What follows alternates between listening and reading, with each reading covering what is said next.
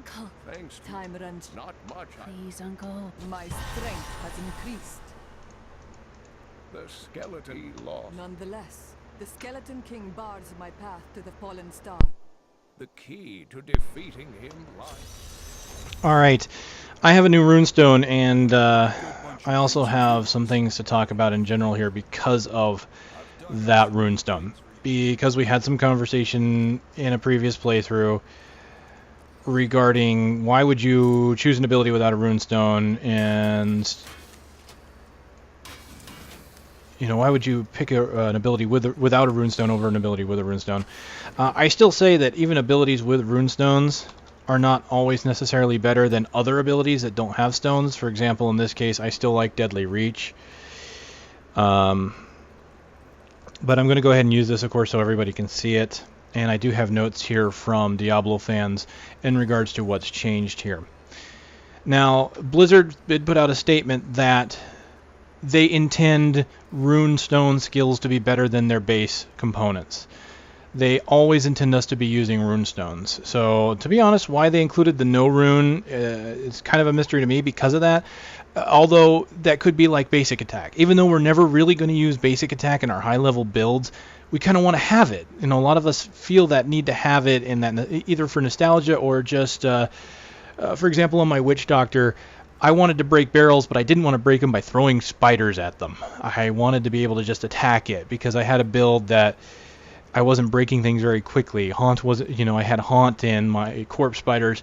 Didn't really care for that. Not only that, but I like to see weapon attack animations just as a matter of principle. So that could be why this is here. But in this case, Bounding Light actually is not a direct upgrade, in my opinion, because of the way they've done this. Bounding Light, every third punch releases chain lightning instead of knocking them back and giving you the AoE. Each lightning strike inflicts 67% weapon damage as lightning. So what's happening here is, without the rune, I'm getting 100% weapon damage every single hit. All 3 strikes. And the third strike is an AoE. I could see myself using that over Bounding Light. Although Bounding Light does have the benefit of hitting groups. You've reduced the weapon damage to 67%.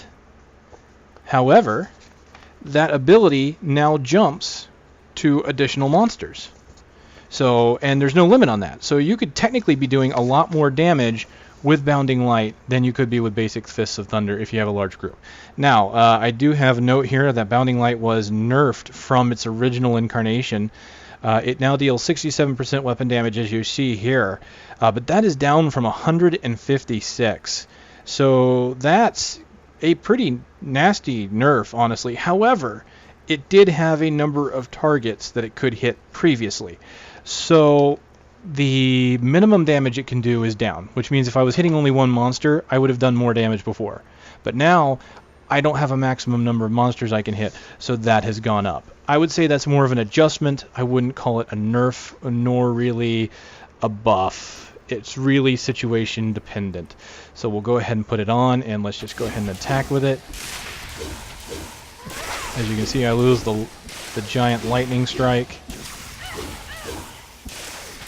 And that flash of light will release a chain lightning in groups of enemies. So we'll get to go ahead and test that down here as we help Hedrig kill his wife. Deckard Cain said you could help me find the crown. Not now. It is regrettable. Thank you. Follow me.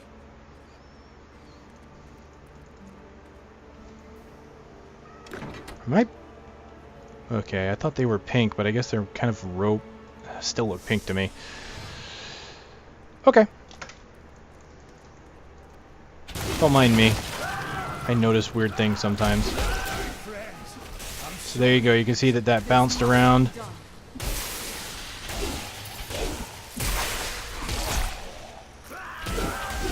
And because it's not a small cone in front of me, I don't have to worry about aiming it to hit multiple enemies. It does look like they have to be fairly close, though. That one bounced really nice. Lots of potential here. My love, forgive me. Hedrig, help me.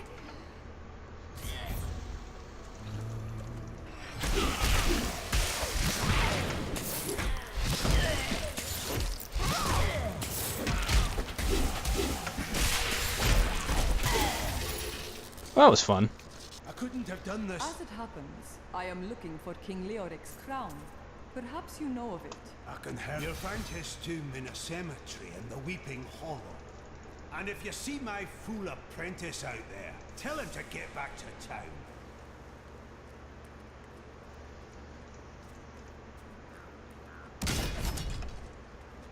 There's a big pack coming this time. Stand your... I don't have enough spirit.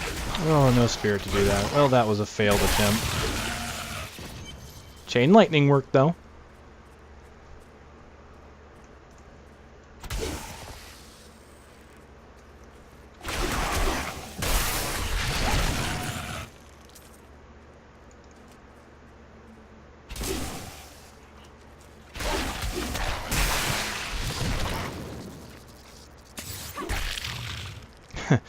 Dashed into him and splattered him.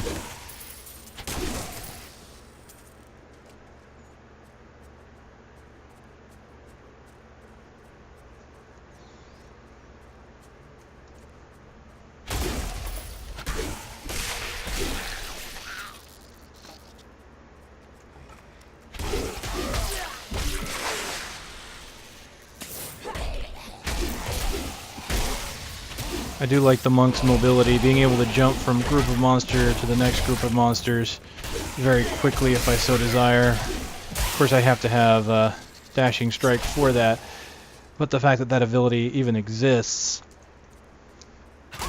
it'll let me move around. It's much like having the barbarian's leap attack. I really like mobility abilities. I don't have enough spirit.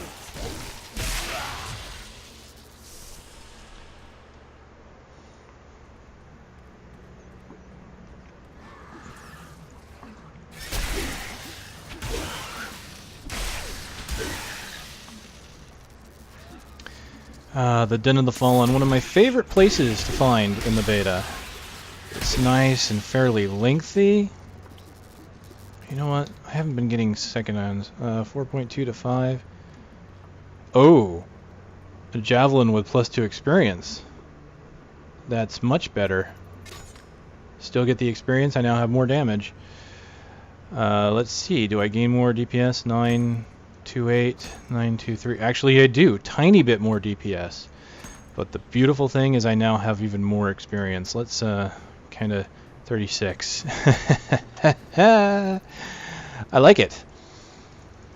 I kind of wish, you know, in Diablo 2, when you killed a monster and you were looking at your stat screen, it would tell you like the last monster you killed and compare your stats relative to it, like your chance to hit that monster and things like that. I kind of wish they had something here so I could see my experience gain relative to what my experience equipped is, so I could tell if this is actually worth getting. You do notice that occasionally you get the plus experience over your head. I haven't seen it in a while. I believe it pops up over your head the first time you kill a monster, and then I haven't seen it since. And I've got, as far as I know, all of the floating combat text abilities turned on. As you can see, I always see what my damages are when I do a hit, not just on critical hits. Because I like that feedback to know what kind of damage I'm doing or taking.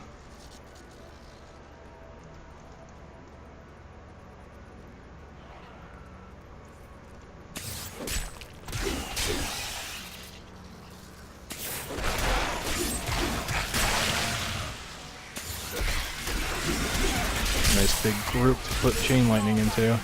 7 with 1 blow.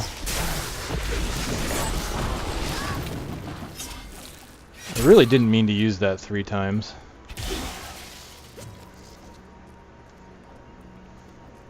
But that's okay. Oh, nice mix of monsters in here as well, elites and rares.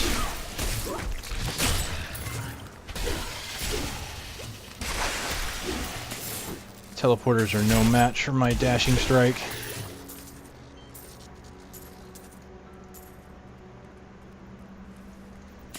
My mind is stronger.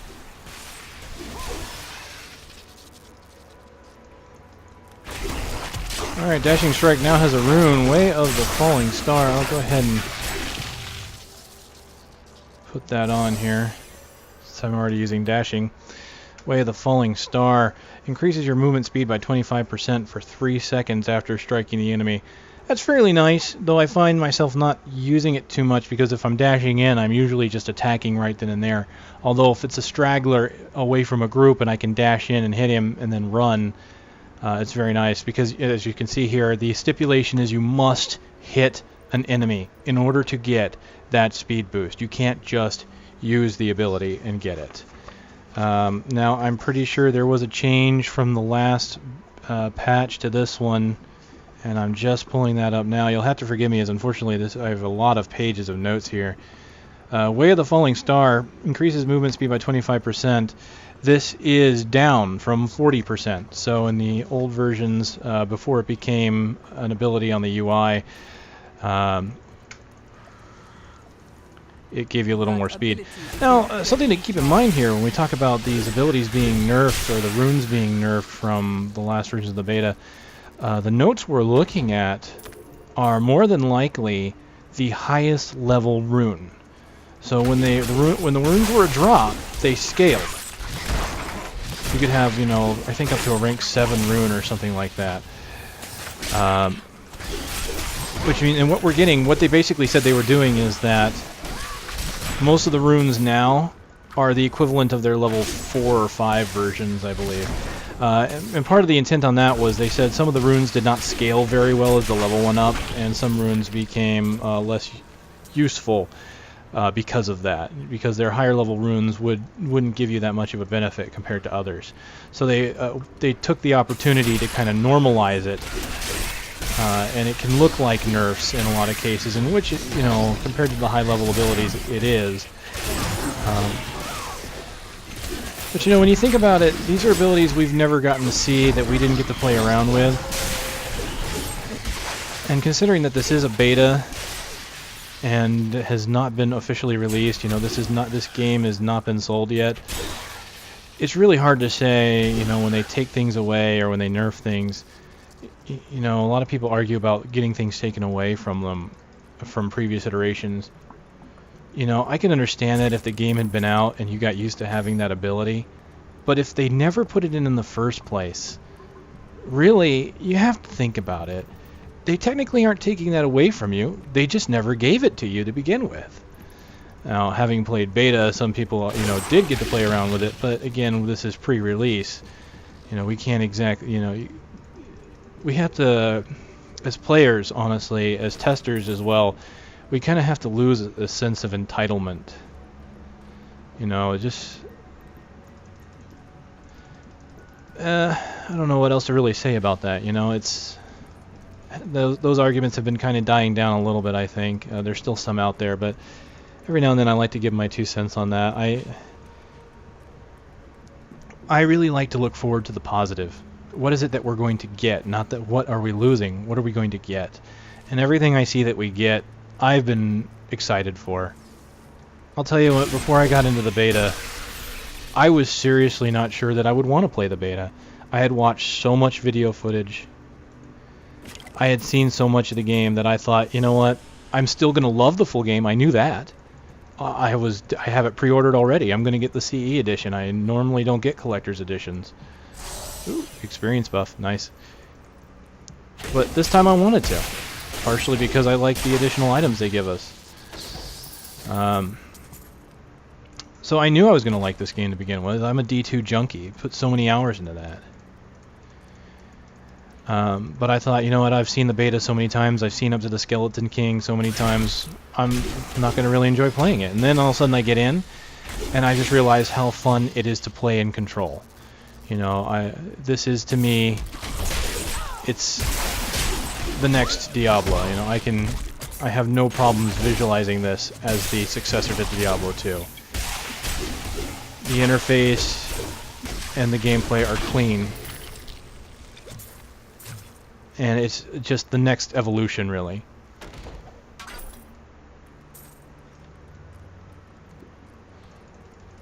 But again, these are all my opinions, you know? There are going to be people that don't have the same opinions. Some people that there were things about Diablo 2 that they liked that they're not including in this version that they're going to miss and may not like the game as much, although there are some that may not like it as much but still get it because it's a good game, but they lament, of course, losing certain things. And then, of course, there'll be those that won't get it at all because there were things that they wanted that don't exist anymore. But, you know, that's to each their own. You know, I don't begrudge anybody that doesn't like the game. You know, I have my reasons for liking it. People have their reasons for not liking it. And I honestly think it's kind of a shame when you read in forums, and this is something I saw a lot in Battlefield 3 and Modern Warfare 3, when those two communities would talk to each other, you know, they would very much get rather venomous in their words. You know, if you didn't like their game, they're like, you know, everybody has their own opinion. We don't have to like each other's game, but we don't have to be uncivil to each other either.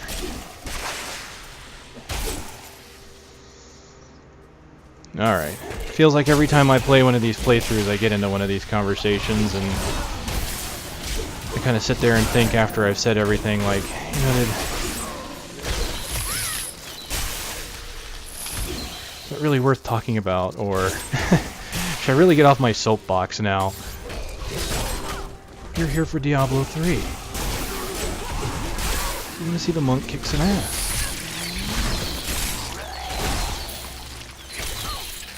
I'm honestly surprised the monk won by such a huge margin. I honestly was thinking that you guys were going to pick Barbarian. Well, Barbarian and Wizard were a lot closer than I thought they would be as well.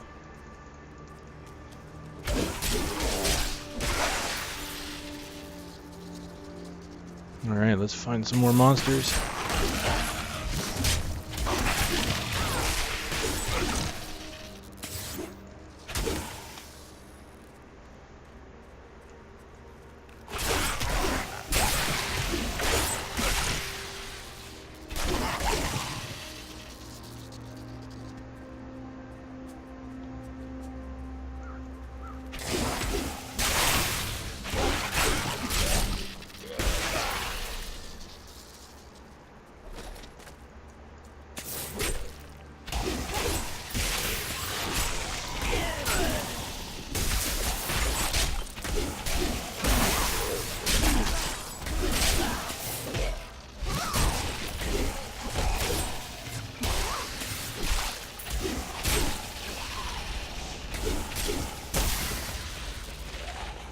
It's not necessary to dashing strike to each monster, but to me it's fun.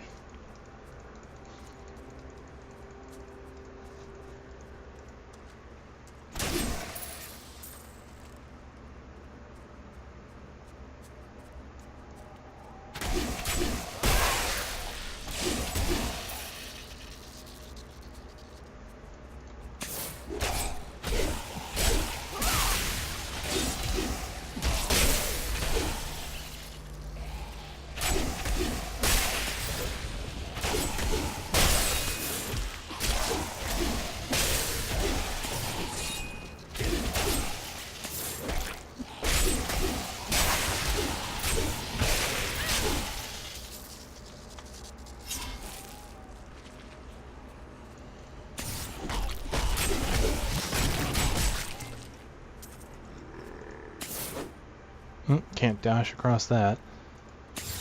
I could leap across it if I were a barbarian.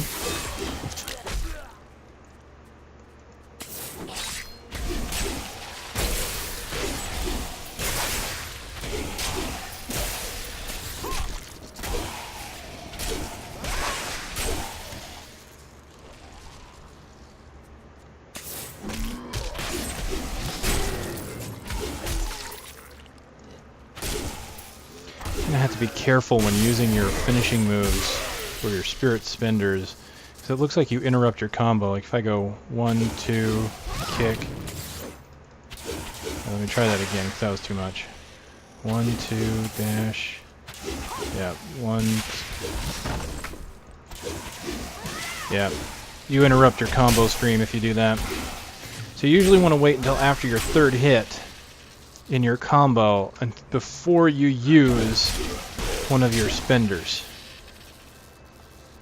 So that'll be more beneficial to you. Because the third hit is usually your biggest and best hit.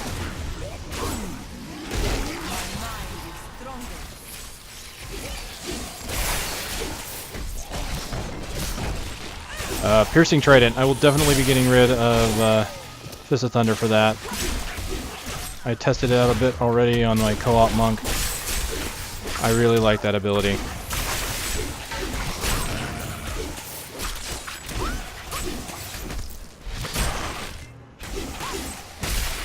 There I could knock back one of these things and focus on its teammates.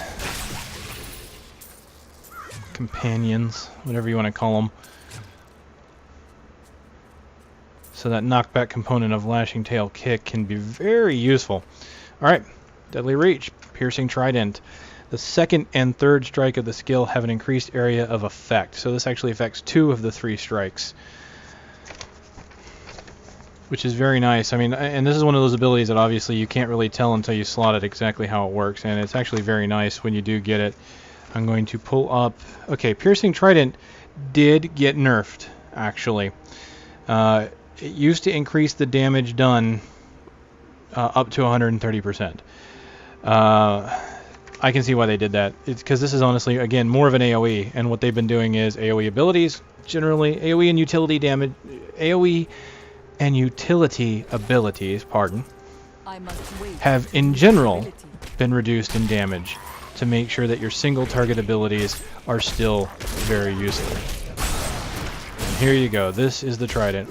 As you can see, the second ability, the second hit, goes out in kind of a V formation, just like that. And the third hit has a Trident, just like it's called, Piercing Trident, a 3-way strike component to it. So first strike not entirely changed. The second one goes out in 2 different directions, and the third one, of course, in all 3. Very useful in group situations. I like it a little more than Bounding, although because it's forward-facing only, Bounding Light can hit enemies behind me based on how the Chain Lightning jumps. The Trident can only hit things in front and to the sides.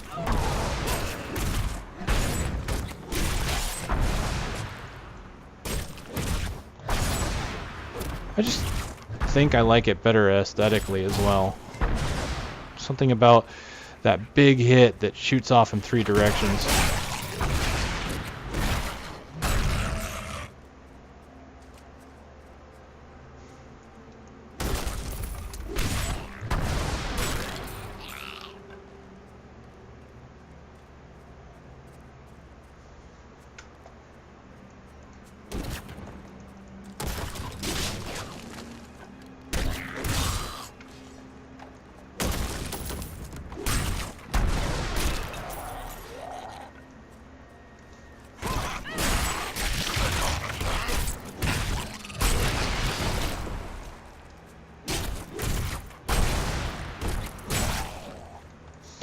And of course it has the additional benefit of, because of how long this third strike is, as you can see there, if I've got monsters that are pretty far away here on either side of that arc, I can hit them both. Whereas Bounding Light does appear to have a ranged component to it, to where the monsters have to be within a specific distance of each other.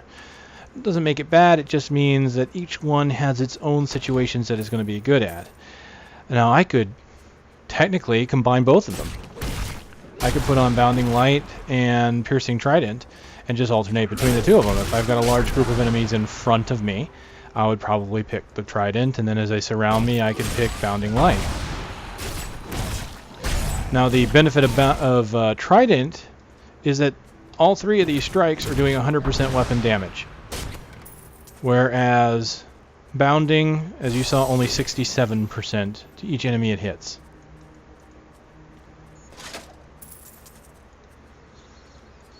So a bit more damage at the loss of being a frontal, basically being a frontal cone instead of being a chain. It honestly feels to me like they put a lot of thought behind each ability and what kind of situations those abilities can be used in. You know, what would you want to use one rune over another for? You know, you have to really think about what you want your build to do. Not just about what kind of damage you're looking at, but Are there specific abilities that are going to do something that that's going to enhance your build? You know, stuns, roots, AoE components, snares. You know.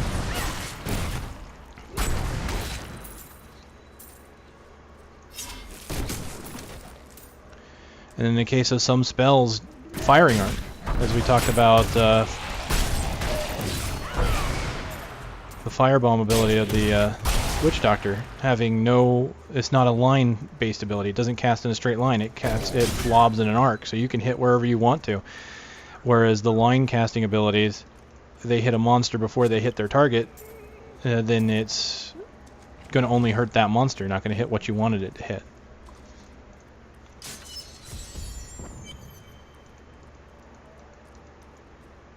Nice big crack in the ground.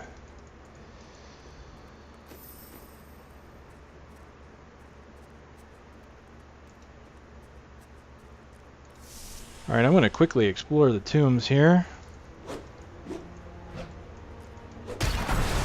Oh, I think that was a little bit of BattleNet lag there.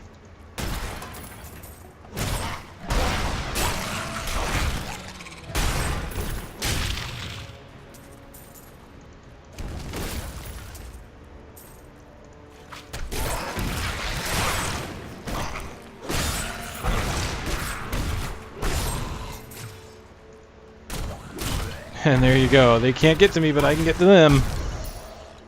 That's a little bit unfair. No one said I had to be fair, though.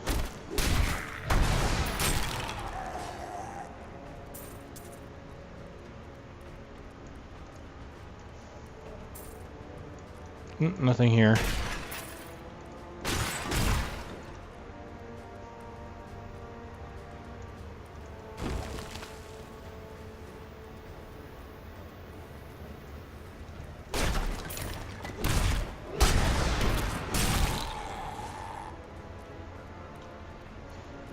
Ah, Matriarch's bones. Very good. Grave robbers have returned.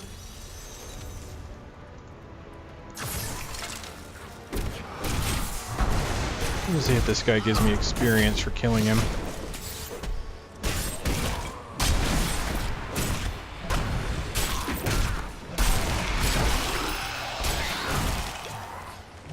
Getting experience, but that could have been from the skeletons. I'll double check. The reason why I want to check that is because obviously if I use all 3 urns right away, he only appears once. If I kill him once and then use another urn, he'll appear again. He can appear up to 3 times. As you can see here.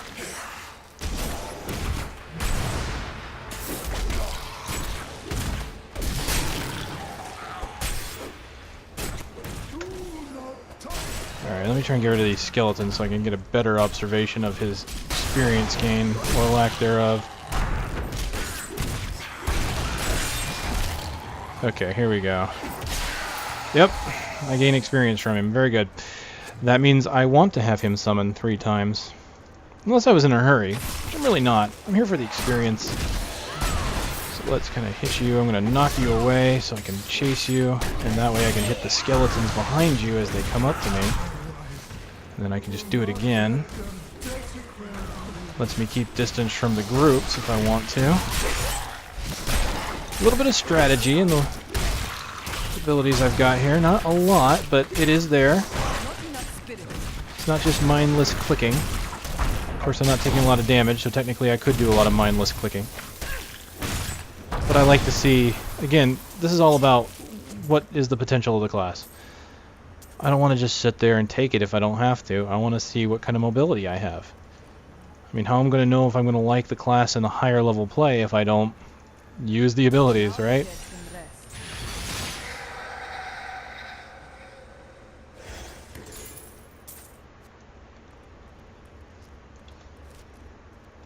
Alright. Fairly short tomb here. The crown is not here. I must search one of the other crypts.